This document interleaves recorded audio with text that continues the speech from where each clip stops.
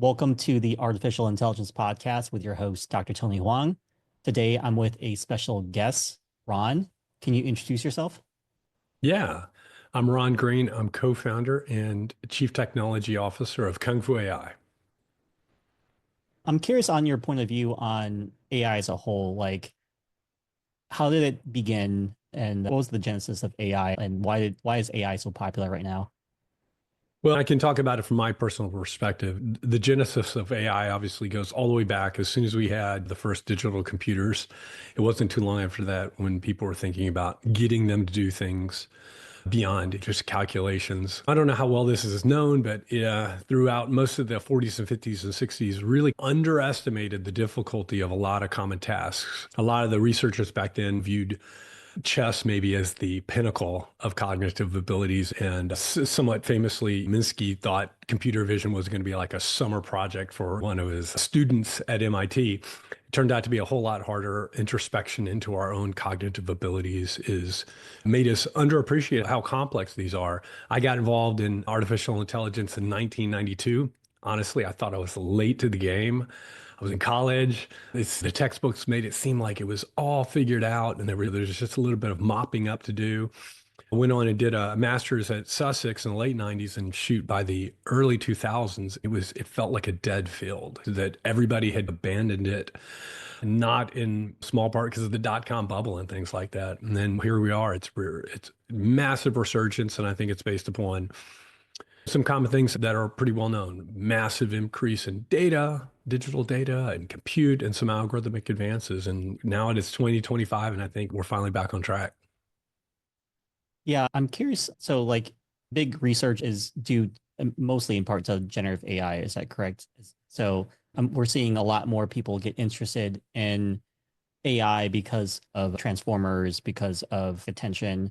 In your opinion, do you think that's true? Do you think that the majority of the industry really got behind AI due to the popularity of, quite frankly, like ChatGPT? That was like the big thing that happened.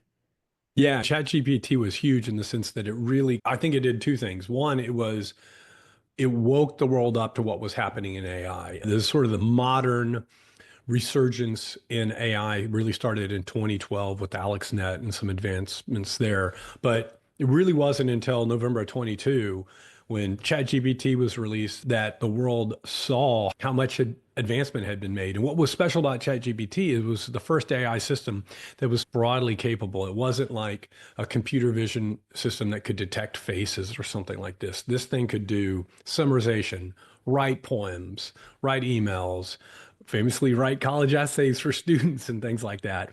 And so it had utility to almost anybody who used it instantly. And that was new. Yeah, I know a lot of people have used ChatGPT or at least have tried it. I'm a big supporter of generative AI, like language models. There are some people who aren't bought into that, and personally, I think it's just they don't know how to use the system. Like they don't know how to prompt the Right. system, and then the answers come back incorrect, and it's not what they're looking for. From your point of view, can you describe like what you think most people, or like how most people get AI wrong? Like how do they interact with AI incorrectly? Yeah, all right, that's a really great question. Actually, I think there are three separate sort of demographics when it comes to the use of generative AI and ChatGPT and things like that.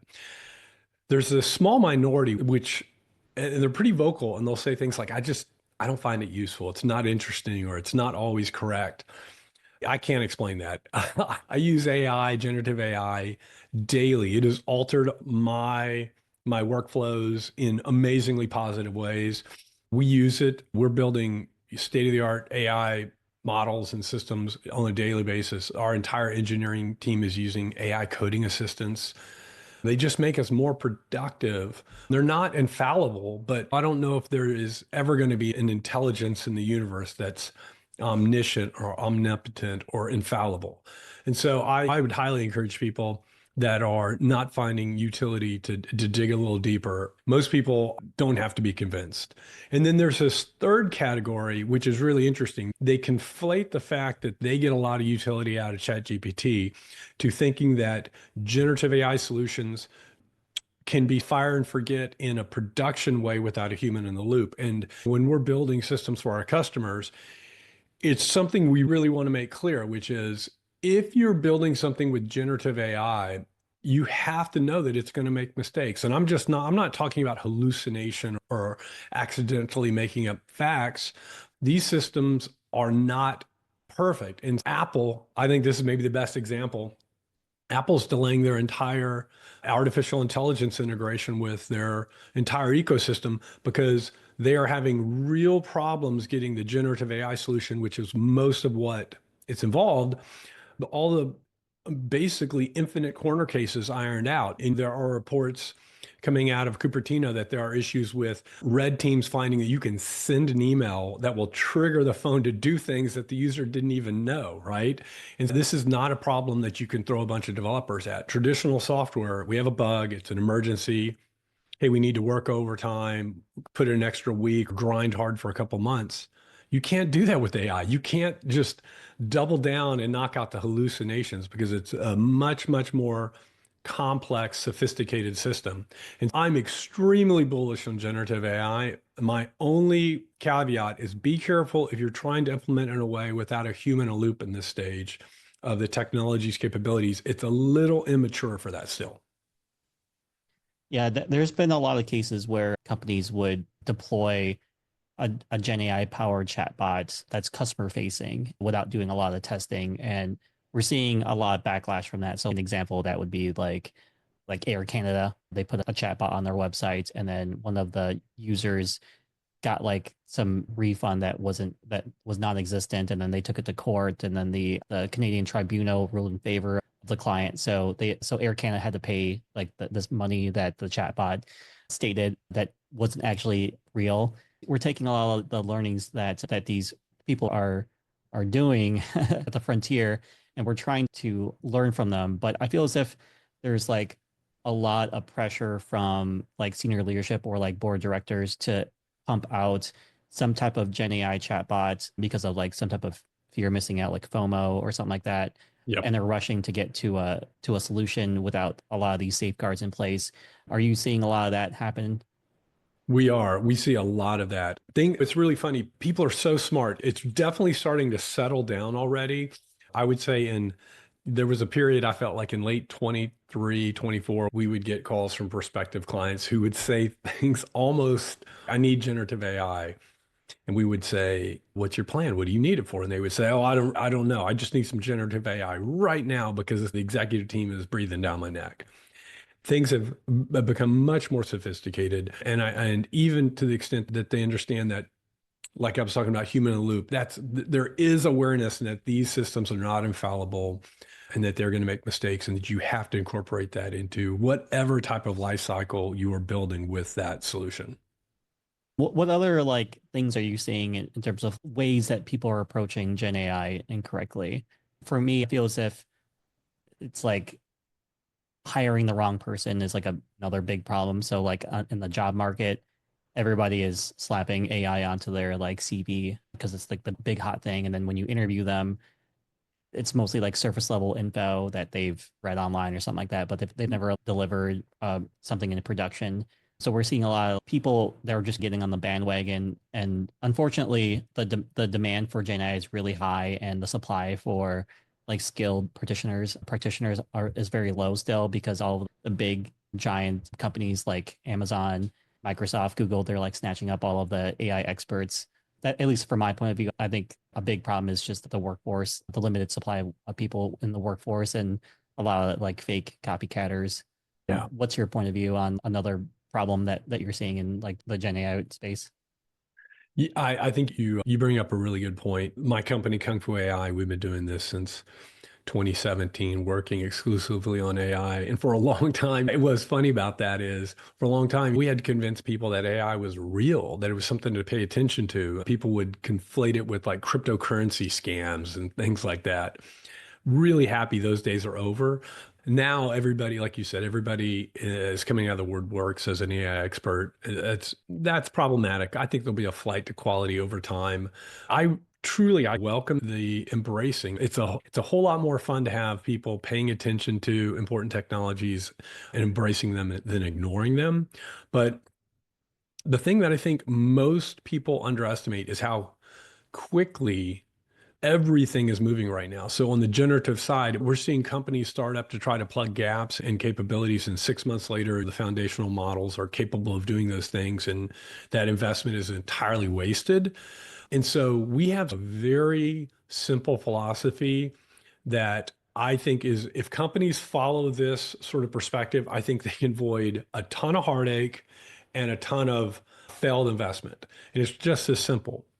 When you're going to go invest in AI, if you are building on your data and that data is proprietary in some way, either you've got some historical data set about customer behaviors or interactions, or it could be supply trends. It really doesn't matter what it is. If you have proprietary data and you can build either predictions or generative capabilities on top of that, investment is going to be valuable. Where people make the mistake is they realize that AI can do new things and they want to maybe speed some part of a process that's costly or high touch or whatever it may be. And if you go and imagine, I'll give you an example, legal document review.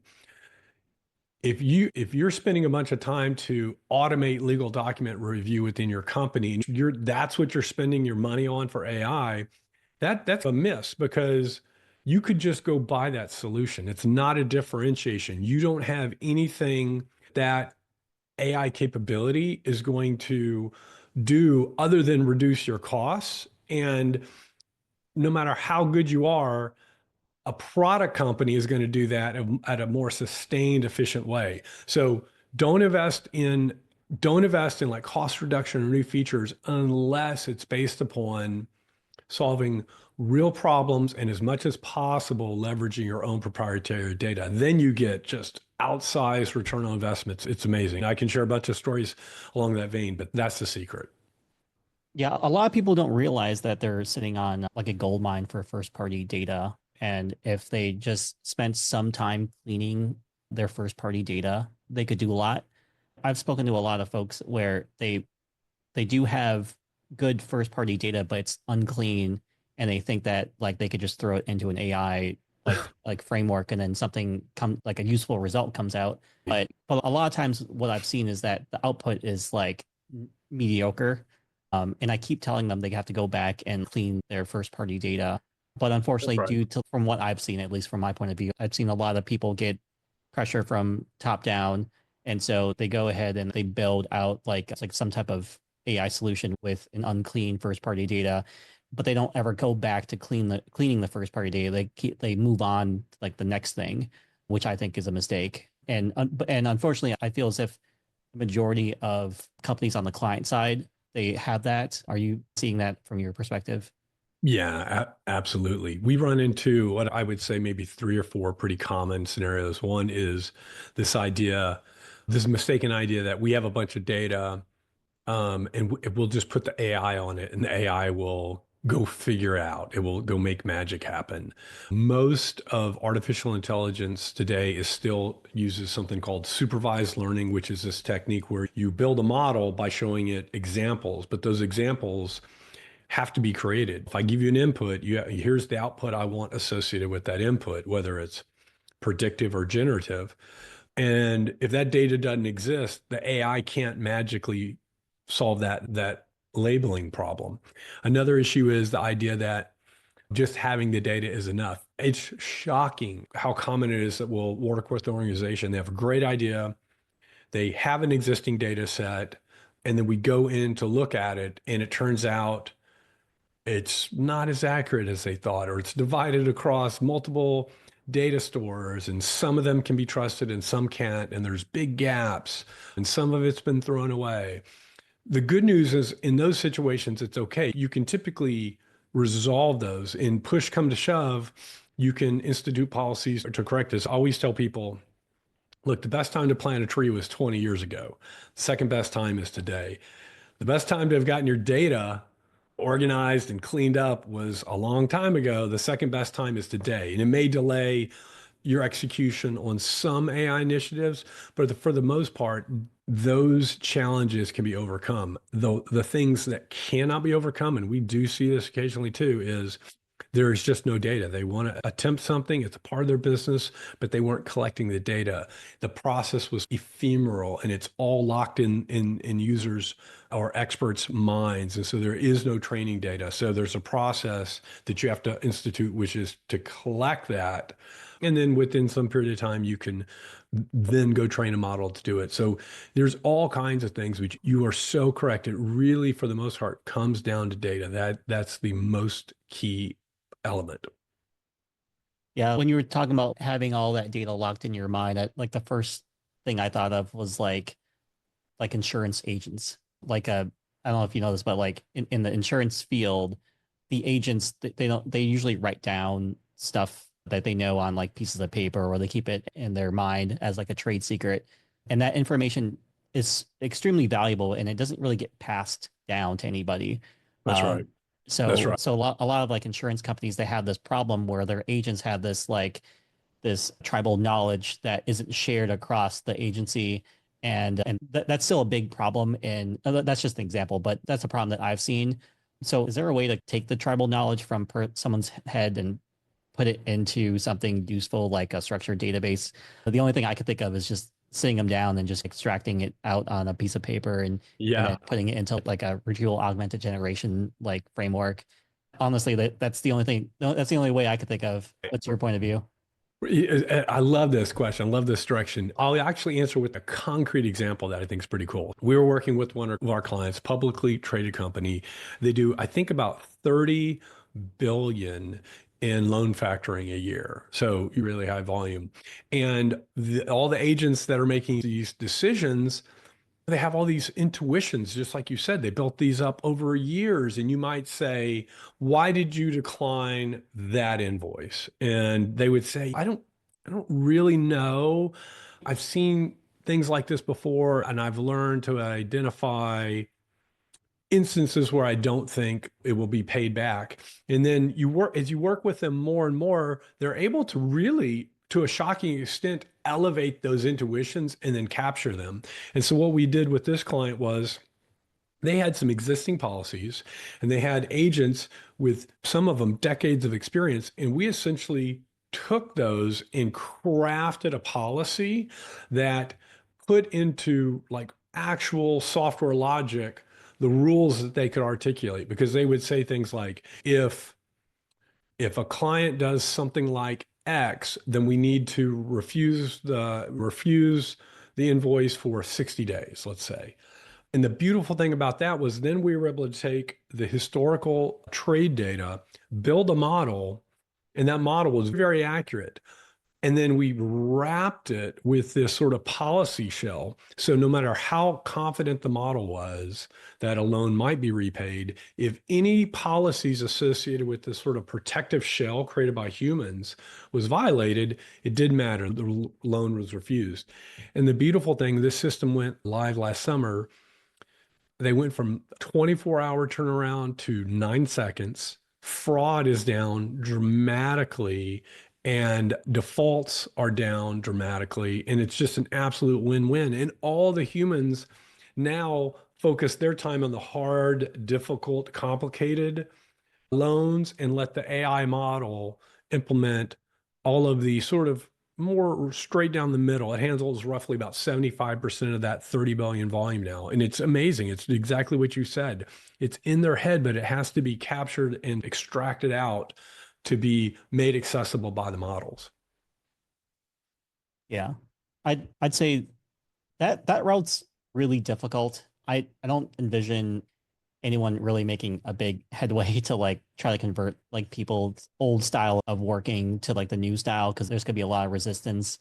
Like I would say if it was up to me, I'd probably focus on companies that already have their some form of data and then try to help them get to a state in which I would call like AI ready. So getting like the data to an AI ready state and then from there introducing AI solutions to them. It's just it's a big shame right now that like a lot of companies are just throwing some form of AI that like an executive saw on like Twitter or like Yes. Instagram or some type of ad at their directs and forcing them to use it. I think personally that's just my opinion, but I think like finding like getting the data to a point where you can use it and then finding the right type of tool that's compatible with that data is useful. There's also like there's a lot of platform tools out right now. Like GCP has like Vertex AI, Microsoft has their own thing, AWS has SageMaker. I guess if someone were to like start off on the client, if someone on the client side were to start off and they had some data, in your opinion, what's like the right like platform tool to like get started with? Is it going with AWS? Is it going with like Databricks, Vertex AI, Microsoft? Like Data IQ was I think they were purchased by somebody this week. So who, like which company, which platform do you choose? There's so many platforms out there. And I Right. feel as if every couple of weeks there's like a new platform solution that comes out. Yes. Yeah, there are a tremendous number. Those are everyone you mentioned are really strong options, and it depends on what you're trying to do. If you have, so for example, if you have structured data, like imagine you're trying to do like product recommendations, and you have structured data, for example, within a relational database or something like that, you can hook it up to those low code or no code AI solutions pretty readily, and they can do pretty well. You can only go so far, truth be told, with most of those, because the idea that all your data is ready to go and everything's really simple and you can just mash the go button, that almost never works out. But it's a really great starting point, and you can use them to assess where you are with your data.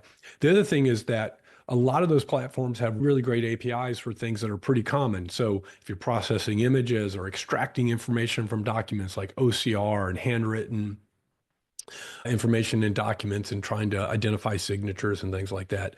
Those are essentially solved problems. And you can set up workflows on all of those, just have that done automatically. The challenge is really typically in the details of the modeling, because almost by definition, you're trying to do something that is not feasible with traditional software methods.